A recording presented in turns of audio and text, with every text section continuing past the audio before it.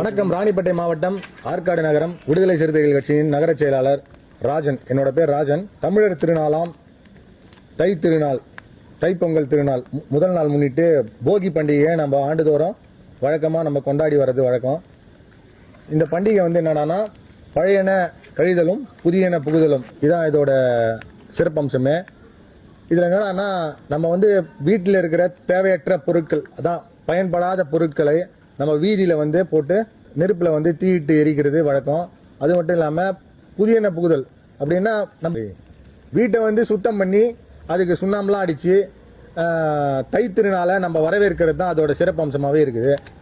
அதே மாதிரி ஜாதின்ற ஒரு தேவையற்ற ஒரு விஷயத்த இன்னைக்கு நம்ம நான் விடுதலை சிறுத்தைகள் கட்சியின் கொள்கை ஜாதி ஒழிப்பே மக்கள் விடுதலை தலைவர் எழுச்சி தமிழர் அண்ணன் ஆணைக்கிணங்க முழக்கத்துக்கிணங்க ஜாதியே இன்னிலிருந்து நம்ம அதை எரிச்சு ஜாதியே இல்லை, நம்ம எல்லாமே சமத்துவமாக இருக்கணும்னு சொல்லிட்டு எங்கள் தலைவரோட கொள்கை மூலமாக நாங்கள் வழிபட போகிறோம். பல சில சமூக நண்பர்கள் இருக்கிறாங்க, அவங்களும் இதோட உடன்பாடோட தான் இந்த நிகழ்ச்சிக்கு வந்திருக்கிறாங்க. சாதி ஒழிக்கணும்னு சொல்லிட்டு களத்தில் சேர்ந்து சாதி ஒழிப்பை முன்னெடுக்கிறோம். இல்லை ஜாதி இல்லைன்னு சொல்கிறாங்க.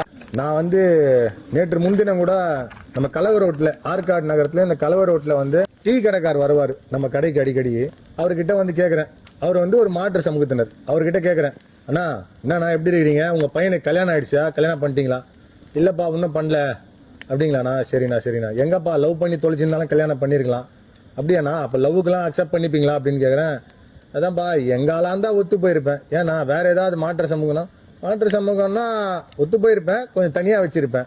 சரி நான் உனக்கு கேட்குறேன், தப்பாக நினச்சிக்காதீங்கன்னா, பட்டியலினத்தை சேர்ந்த ஒரு பெண் ஒரு ஐஏஎஸ்ஸாக இருக்கிறாங்க, ஒரு கலெக்டராக இருக்கிறாங்க. அந்த பொண்ணு ஒரு வேளை உங்கள் மகனோ அந்த பொண்ணோ விரும்பி கல்யாணம் பண்ணிக்கிறேன்னு கேட்டாங்கன்னா நீங்கள் ஒத்துக்குப்பீங்களான்னு கேட்குறேன்.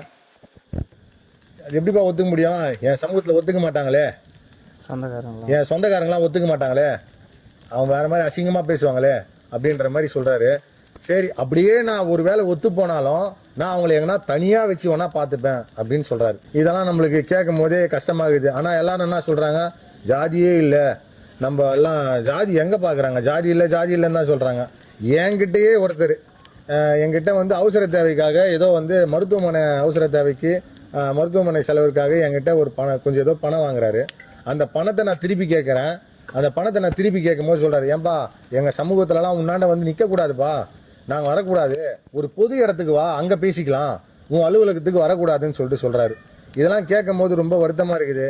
இதெல்லாம் இதுக்கப்புறம் இருக்கக்கூடாதுன்றதுக்காக தான் இந்த மாதிரி ஒரு விஷயத்த போகி பண்டிகை அன்னைக்கு நாங்கள் முன்னெடுத்து இந்த ஜாதியே வேணாம், ஜாதியே ஒழிஞ்சிப்போன்னு சொல்லிட்டு நம்ம ஆற்காடு நகர காவல் நிலையத்திலே சரி, துறையில் உள்ள அதிகாரிங்க, உயர்ந்த சமூகத்தை சார்ந்தவங்க எல்லாருமே, சமூகத்தை சார்ந்தவங்க யாராவது வந்தாங்கன்னா அவங்களுக்கு கொடுக்குற மரியாதை வேற. இதே ஒரு பட்டியலினத்தவன், இதே அவன் ஜாதியில கம்மியா இருக்கிறான் அப்படின்னு தெரிஞ்சா அவங்கள நடத்துற விதமே வேற மாதிரி இருக்கு. நாங்க நல்லா ட்ரெஸ் கோடு போட்டு போனாலுமே எங்களை அட்ரஸ் பண்ணி கரெக்டாவே எங்களை மட்டும் டார்கெட் பண்ணி கார்னர் பண்ணி கேவலமா இழிவா நடத்துறது வழக்கமா இருக்குது. நான் பேர் சொல்ல விரும்பல, ஒரு சில பேர் அவங்களும் அதிகாரியா தான் இருக்காங்க, வந்தாலே அவன் இவன் பேசிக்கிறது, இதெல்லாம் என் காது பட நான் கேட்டிருக்கேன். இதெல்லாம் இல்லாமல் இருந்தால் நல்லா இருக்குன்றது தான் என்னோட கருத்து. இதுக்கப்புறமும் தொடர்ந்தா இதுக்காக நாங்கள் பெரிய லெவலில் பேரணியோ இல்லை ஆர்ப்பாட்டமோ கண்டன ஆர்ப்பாட்டமோ பண்ணுறதுக்கு நாங்கள் தயாராக இருக்கிறோம். எங்கள் விடுதலை சிறுத்தைகள் சார்பாக கண்டிப்பாக இதுக்கு ஒரு முற்றுப்புள்ளி வைக்காமல் விட மாட்டோம். ஆற்காடு நகராட்சியில் பணிபுரியும் ஒப்பந்ததாரன் மூலயமா பணிபுரியும் ஊழியர்கள் எல்லாம் நிறைய பேர் பட்டியலினத்தவர்கள் தான். அவங்கள 4 மாசம் 5 மாசம் நல்லா உறிஞ்சிட்டு அவங்களுக்கு சம்பளம் கொடுக்காம இழுத்தடிக்கிறது. இதுக்கெல்லாம் காரணம் என்ன? நாங்க எதுவும் கேட்க முடியாது, பட்டியலினத்தவன் என்ன கேட்பான், காசுக்காக தான் இருப்பான், அவனால எதுவும் பண்ண முடியாதுன்ற ஒரு ஆணவம் தான், அந்த ஜாதி ஆணவம் தான் அவங்களுக்குள்ள நிறைய வன்மமா இருக்குது. இதெல்லாம் ரொம்ப கஷ்டப்படுறாங்க. ஒன்னும் இல்லை, ஒரு உதாரணம், ஒருத்தர் இறந்து போயிட்டாரு. அந்த இறந்து போனதுக்கு நாங்கள் நஷ்டஈடா கவர்மெண்ட்ல குரூப் ஆஃப் இன்சூரன்ஸ் ஒன்று போடுறாங்க, அந்த ஒப்பந்ததாரர் மூலயமா, கான்ட்ராக்டர் மூலயமா. ஆனால் அந்த கான்ட்ராக்டரு அவரோட இன்ஃப்ளூயன்ஸ் யூஸ் பண்ணி அந்த கான்ட்ராக்ட்ல குரூப் ஆஃப் இன்சூரன்ஸே போடாம இத்தனை 2 வருட காலமா எதுவுமே போடாம இஎஸ்ஐ பிஎஃப் பிடிக்காம அங்க வேலை செய்யறவங்க எல்லாருமே பட்டியலினத்தவர்கள் தான். அவங்க எல்லாம் ஏழை எளிமையானவங்க, அவங்களால எதுவும் கேட்க முடியாதுன்ற ஒரு ஆணவத்தில் எல்லாருக்குமே குரூப் இன்சூரன்ஸ் போடல, இஎஸ்ஐபிஎஃப் போடல. இதால ஒருத்தர் இறந்தே போயிட்டாரு. அவங்களுக்கு சரி கட்டுறதுக்கு உயர் சமூகத்தை சார்ந்தவங்கள வச்சு அவங்கள போய் மிரட்டி அவங்களுக்கு அவங்களுக்கு கொடுக்க வேண்டிய தொகை உதாரணத்துக்கு ஒரு 7 லட்சமோ 8 லட்சமோனா இவங்க அவங்கள மிரட்டி 1 லட்சம் 2 லட்சம் கொடுத்து அவங்கள சரி கட்டி வராங்க. மீறி எதனா பண்ணீங்கன்னா அவங்கள வேலை விட்டு எடுத்துருவேன்னு சொல்லிட்டு மிரட்டுறாங்க. ஏன்னா அவங்களாம் தினக்கூலி, அன்னாட காட்சி, அவங்களால எதுவும் பண்ண முடியாது, அவங்களுக்கு வேற வேலையும் தெரியாது. அதால இது மாதிரிலாம் இருக்கிறது ரொம்ப கஷ்டமா இருக்குது. அதால பண்டிகையை முன்னிட்டு இந்த மாதிரி விஷயத்த இதெல்லாம் இந்த ஜாதியால தான் வருது. இந்த ஜாதியே இதுக்கப்புறம் இருக்கக்கூடாது, எல்லாருமே சமம், நம்ம எல்லாம் மனுஷனா பிறந்த அனைவரும் சமம் சொல்லிட்டு இந்த போகி பண்டிகை நாளன்று சொல்லிட்டு இந்த ஜாதியை ஒழிக்க போறோம். இதுக்கப்புறம் என் கூட இருக்கிற மாற்று சமூகத்தினர் வந்திருக்காங்க, சில நண்பர்கள். அவங்களும் இதே கொள்கையோட இதோட பயணிச்சா இதுக்கப்புறம் வருங்காலத்துல நல்லபடியா நாடு முன்னேறும், ஜாதி இல்லாம ஒரு நாடா இருக்கும், எல்லாரும் மனிதர்களும் சமம்னு சொல்லிட்டு எல்லாருக்குமே ஈக்குவாலிட்டின்ற ஒரு காலம் வந்துடும். அதுக்கப்புறம் எல்லாருமே சந்தோஷமா இருக்கலாம். நம்ம தூக்கி எறியக்கூடிய விஷயம்தான்.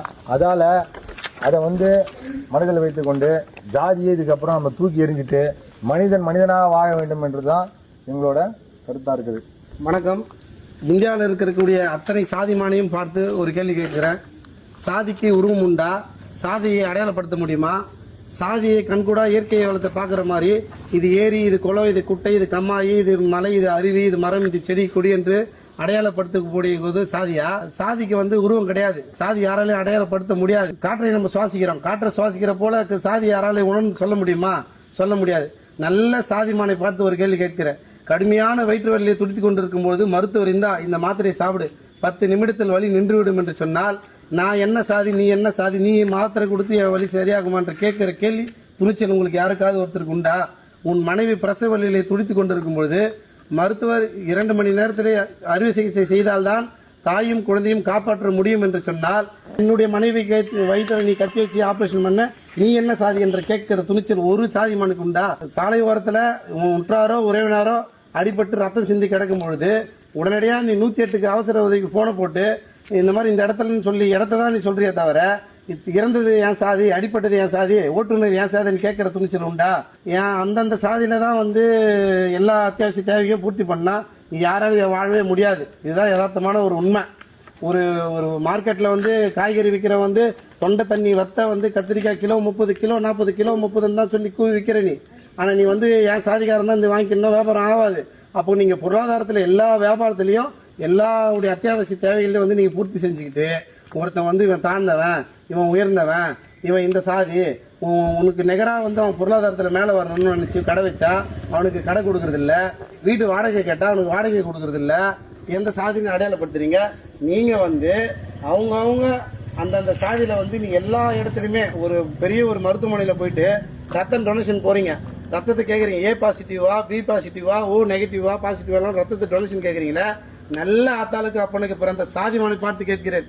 அந்த இடத்துல கேளு, என்னுடைய வீரமான இந்த சாதிக்குள்ள எந்த சாதியிலும் தெரியாத ரத்தத்தை எப்படி நீ புகுத்துறன்னு கேட்கிற ஒரு துணிச்சல் ஒரு சாதி மனுக்கு உண்டா? இந்த மாதிரி இடத்துல அத்தியாவசிய தேவை எங்கெல்லாம் படுதோ அங்கெல்லாம் சாதி கேளுங்க, அங்கெல்லாம் சாதி பாருங்க. அப்படி பார்த்தா சாதி இருக்குன்னு ஒத்துக்க முடியும். ஆனா நீங்க எங்குமே சாதி பாக்குறது இல்ல. உங்களுடைய அத்தனை அத்தியாவசிய தேவையில்லை அத்தனையுமே பூர்த்தி செஞ்சுட்டு இப்படி அடித்தட்டு மக்களிடம் சாதி பாக்குறது, சாதி அடக்குமுறை பண்றது, அரசியல் அதிகாரத்துக்கு மேல வரக்கூடாதுன்னு போது சாதி பாக்குறது, பொருளாதாரத்துல மேல வரக்கூடாது சாதி பாக்குறது, இப்படி சாதி பாக்குற விதமா தான் இருக்குது. இப்ப நாங்க எல்லாருமே மாற்று சாதி எல்லா சாதியுமே நாங்க வந்திருக்கிறோம். இந்த சாதியை கிடையாதுன்றத தீயிட்டு எரிக்க தான் இங்க வந்திருக்கிறோம். போகி திருநாள் தமிழர் காலங்காலமா நம்ம கொண்டாடிட்டு வரோம். போகியில பழைய துணிகளை தான் போடுறோம். ரொம்ப காலமா பழமையா இருக்கிற இந்த சாதி கருமாந்திரத்தை சேர்த்து எரிச்சோம்னா இன்னைக்கு மக்கள் சமத்துவமா ஒரு சகோதரத்துவமா வாழலான்ற அடிப்படையில் தான் நாங்கள் வந்திருக்கிறோம். இன்னொரு விஷயம் என்னன்னா, சாதி தூக்கி எரியக்கூடிய ஒன்று, சாதாரண எரியக்கூடிய ஒன்று தான். அவன் சிந்தையில படிஞ்சிருக்கிறதா அழுக்கு தான் சாதி. சாதி அவன் தலையில கை வச்சு பக்கத்தில் இருக்கிற தலையில கை வச்சு சொன்னா அவனுக்கு வலிக்கும், கோபம் வரும், கையெடுன்பா. அவன் சாதி அவன் தலையில இருக்கிறது அவன் தான் சுரண்டி எடுக்க முடியும். அப்படி எடுக்கக்கூடிய ஒன்று தான் சாதி. சாதி தூக்கி எரியறதுக்கு மிக சிரமமானது ஒன்று கிடையாது. சாதி ரத்தமோ சதையோ நரம்போ அல்ல எரியக்கூடியதுக்கு. சாதி வரும் சட்டையை போல கட்டி போடக்கூடிய ஒன்று தான், தீ ஊட்டி எரிக்கக்கூடிய ஒன்று தான். அந்த விதமாக நாங்கள் இப்போ சாதியை எங்கள் எழுச்சி தமிழர் தோல் திருமாவளவன் அண்ணனுடைய கட்சியின் கொள்கையின்படி சாதி ஒழிப்பே மக்கள் விடுதலை என்ற முழக்கத்தோடு இனிவரும் காலங்களில் இனிவரும் தை திருநாள் போகி அன்று சாதி ஒழிப்பே மக்கள் விடுதி என்ற முழக்கத்தோடு போகினா அது சாதி ஒழிப்பு நாளாக தான் இருக்குன்ற அடிப்படையில் எங்கள் ஆற்காடு நகர செயலாளர் ராஜன் தலைமையில் நாங்கள் எல்லாரும் வந்து கூடி நின்று இன்னைக்கு வந்து நாங்கள் இந்த சாதி ஒழிப்பு நாளாக நாங்கள் முன்னிறுத்தி இந்த போகியை வந்து தீயிட்டு இந்த சாதி எரிக்க போகிறோம். நாங்கள் ஒவ்வொருத்தருடைய சாதியும் சாதி இனிமேல் இல்லை அப்படின்றதுக்காக அடையாளமாக சாதி எரிக்குடி தான் என்ற ஒன்று அடிப்படையில் நாங்கள் எல்லாருமே இப்போ சாதி எரிக்க போகிறோம். சாதின்றது நம்ம உடம்புல இருக்கிற ஒரு அழுக்கு மாதிரி தான். அது ஒன்றும் ரத்தமோ இல்லை சதையோ கிடையாது. அதால சாதியை வந்து அந்த அழுக்கை வந்து நம்ம இந்த தீயில போட்டு எரிச்சிடலாம். இதுக்கப்புறம் வந்து எல்லாரும் சமத்துவமாகவும் சகோதரத்துவமாகவும் இதுக்கப்புறமாவது ஒற்றுமையாக இருக்கலான்றது தான் இங்கே நாங்கள் எல்லாம் வந்து எல்லாம் ஒன்றா சேர்ந்து இந்த போகி பண்டிகை என்று நம்ம முன்னெடுக்கிற ஒரு விஷயமா இருக்குது. அதால் சாதியே ஒழி என்ற ஒரு முழக்கத்தோட இதுக்கப்புறம் நம்ம சாதியே இதுக்கப்புறம் கிடையாதுன்ற ஒரு முழக்கத்தோட இந்த அழுக்கை நான் இந்த தீயில போட்டு எரிக்க போறேன். சாதியே ஒழி, சாதியே ஒழி, சாதியே ஒழி, சாதியே ஒழி, சாதியே ஒழி, சாதியே ஒழி, சாதியே ஒழி, சாதியே ஒழி, சாதியே ஒழி, சாதியே ஒழி, சாதியே ஒழி, சாதியே ஒழி. இனிமேல் சாதியற்ற மனிதன் சாதியே ஒழி, சாதியே ஒழி, சாதியே ஒழி.